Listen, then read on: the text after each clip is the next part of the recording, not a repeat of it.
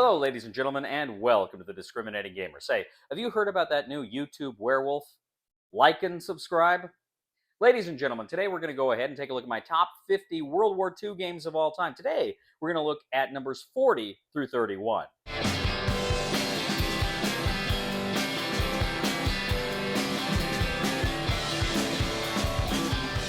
We'll get back to the review in just a moment. I want to take a minute to ask you to check out my other channel, that is Cody Carlson, PhD, where we talk about history, books on history, military history. I even post some of my lectures for my classes on there. Please check that out. Please subscribe to that channel. And now, back to the review.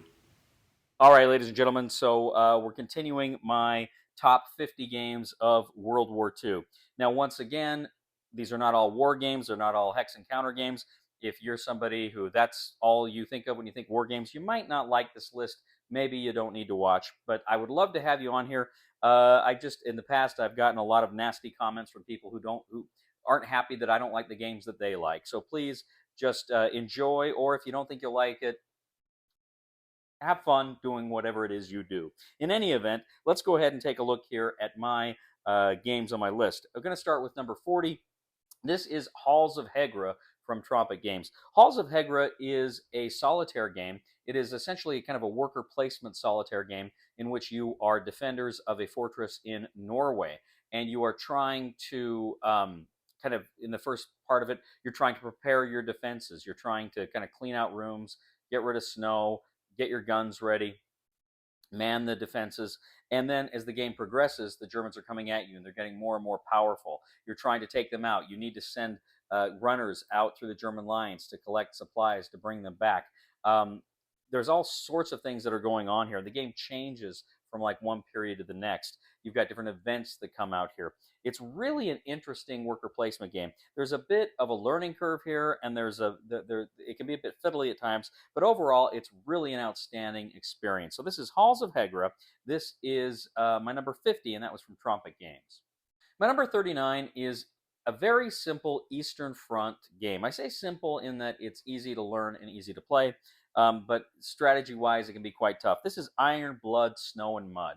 Iron Blood, Snow and Mud is, as I say, an Eastern Front game where the Germans are invading Russia. The Russians are playing for time. They're trading space for time, but they also have partisans. And what's cool here is the Germans have to maintain kind of a direct line of supply back to Germany, and the Russians kind of play havoc with that. They can set up these partisans to kind of block off their lines of supply. If the German pieces are eliminated, it's very rare that they'll be replaced. The Russians can kind of replace their losses a little easier than the Germans can. So it's a really fun and interesting puzzle for both sides here. It's pretty light, but it is a heck of a lot of fun, and it has one of the greatest box covers ever, as far as I'm concerned. That Tiger tank with the fire around it, it's just brilliant. So this is Iron Blood, Snow and Mud. That is my number 39, and that is from Phalanx. My number 38 is a hex and counter game about the Russian invasion of Finland in November of 1940. This is Freezing Inferno from Princeps Games. This is a brilliant war game, and you've got kind of these cool setups, and you can do these like kind of blind setups. You each like pick a setup tile, and then you reveal them, and then that's how you set up the game. But it's really cool here. I like how it really operates with command and control functions. You have to have your headquarters relatively close to your units in order to have them function effectively, but those headquarters units are also vulnerable to attack. Soviets are trying to get in and capture like objective cities, but it's really a lot of fun. One of my favorite hex and counter games. Obviously, it's on the list, but I get a kick out of that one. Super fun. Again, for space reasons, when I moved, I did purge it, but I gave it to Ray so we can still play it. So that is number 38, Freezing Inferno, and that is from Princeps Games.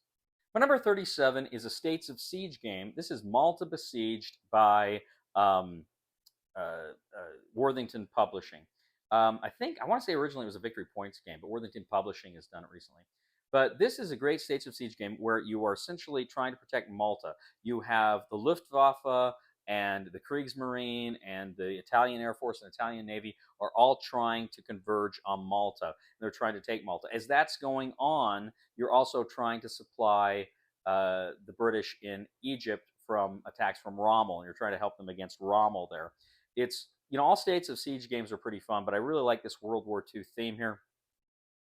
And you're just sweating trying to get through those cards and hoping you can prevent the Axis from invading the island.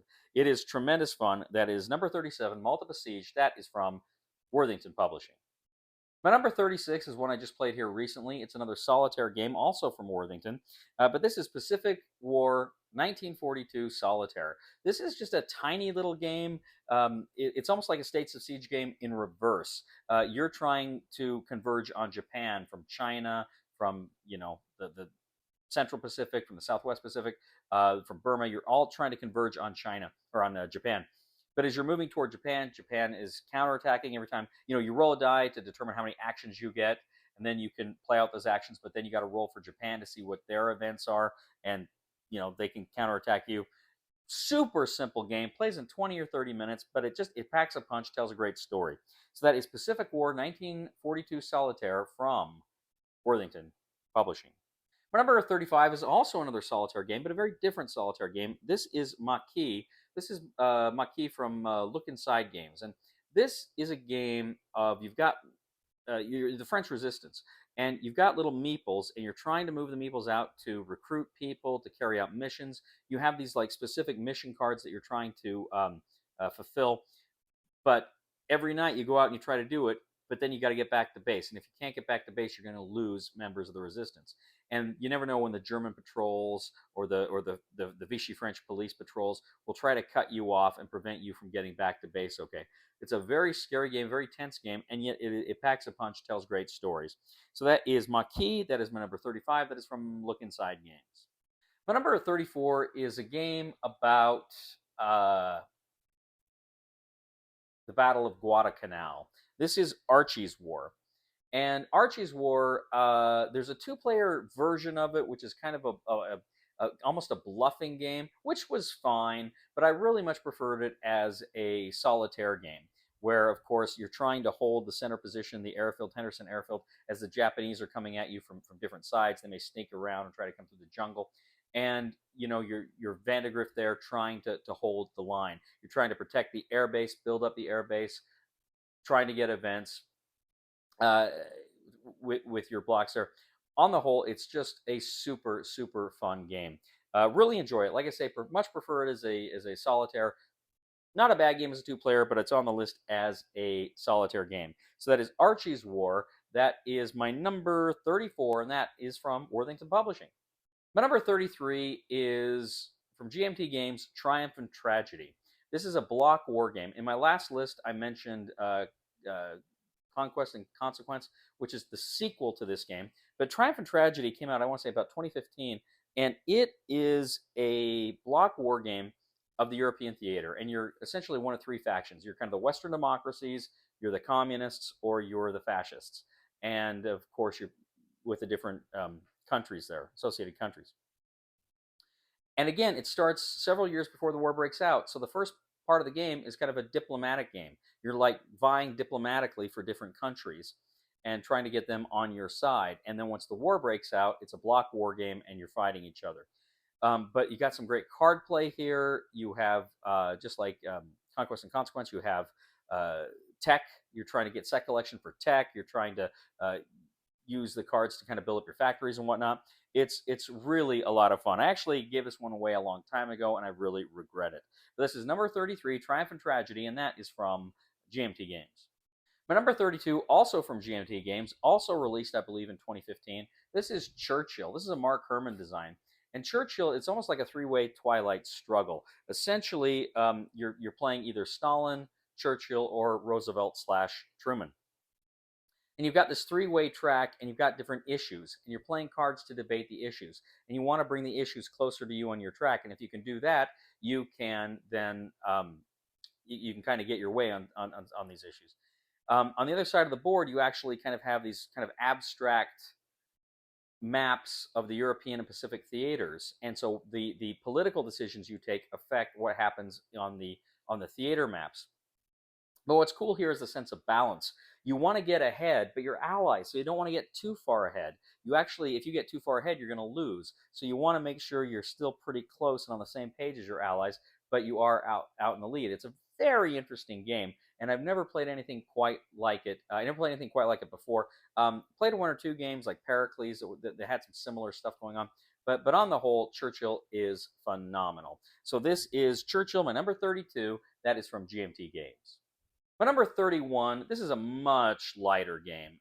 This was originally a book war game from Worthington Publishing, and then they changed it. They actually made a deluxe version, which is a board, and this is Bismarck Solitaire Deluxe. Bismarck Solitaire Deluxe is a fantastic game. You are the Bismarck, the Prince Eugen, and a U-boat, and you are out trying to fulfill your missions. But what you do is, as you move out, you roll a couple of event die, black and white die, and then you look on a chart and it says what events are happening. And you may end up fighting battleships. You may get lucky and just encounter some of the merchantmen you're trying to destroy. There may be air attacks. You don't know what's going on, but you've got limited supplies. You've got some oil where you can make extra movements, but you can only take so many hits before you are eliminated. But it's a great fun game. Again, it's not a very long game, but it tells a great story. So that is number 31, Bismarck Solitaire Deluxe, and that is from Worthington Publishing. Well, ladies and gentlemen, that is my list from numbers 40 to 31. I hope you enjoyed them. Please let me know what you think. You like these games? Do you not like these games? What games would you put on your top 50 list in this range? I'd be very eager to know. As always, I ask you to please like the channel, like this video. And also, if you do like military history and books on history, I'd ask you to check out my other channel, that is Cody Carlson, PhD, where I talk about those sorts of things. It would mean the world to me if you would subscribe to that channel as well. Also, ladies and gentlemen, if you do really like the content we provide to you here on this channel, I'd humbly ask you to click on the Super Thanks button and leave a tip. You know, my wife said that her ex-husband was a clown. I've got some pretty big shoes to fill. Please somebody help me on my feet again, and I don't know where I'm going, and I don't know where I've been. Please somebody help me on the solid ground. It's a long time, and I'll be dying. Once a year I wind up in the band. God knows that I love to fight, but I don't ever win. It's a fine line to damnation, but God let me in.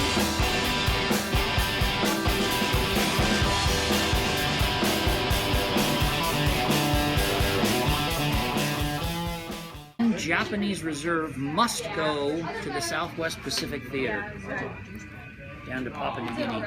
Ooh, good shot.